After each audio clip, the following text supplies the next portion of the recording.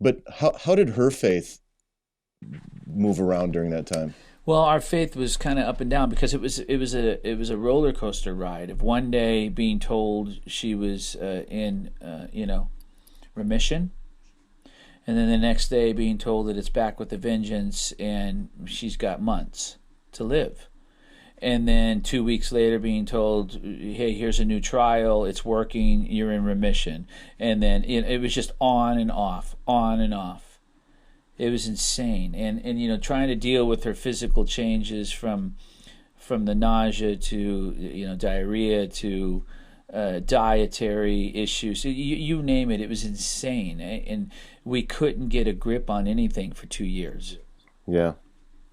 How'd your kids make it through? Well, my daughter, I think it kind of held a lot inside on the surface. Was really strong and somehow got through, and she was there obviously at a young age living with us and taking care of mom and whatnot, and Right. I was doing what I needed to do. But my son kind of went down a different path where he just wanted to run away, Wow. and didn't. He moved out and um, just didn't want to be a part of everything. It was crazy. It was really crazy. I mean, we've talked about loneliness, right? But is that when you feel most alone?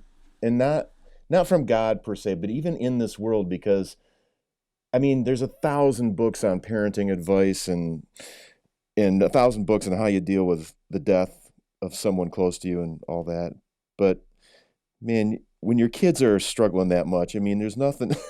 My heart right now is sinking into my chest, thinking, "Oh my God, what would I do if my son was, making those choices?" And I've still got to tend to my wife here, and you know, got to provide. God, dude, I'm there for you.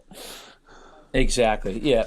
I mean, my wife and son were incredibly Oh, close, that is a beautiful thing. really close. And my relationship with my son, I feel we had a good relationship, but I was probably my daughter and myself were closer, and my wife and son were closer, and so they were so close. I think when mom got sick, he just couldn't deal with it, and he just wanted to run to the furthest part of the earth and just get away from it all, and that's pretty much what he did. And I remember being out on tour with Boston and begging him to come home, Mm-hmm. because we never wanted to admit it, but we all knew that the days were numbered, and begging him to come home and spend those final days with us, and he did eventually. But it was just such a brutal time. It was just it's hard to describe and explain.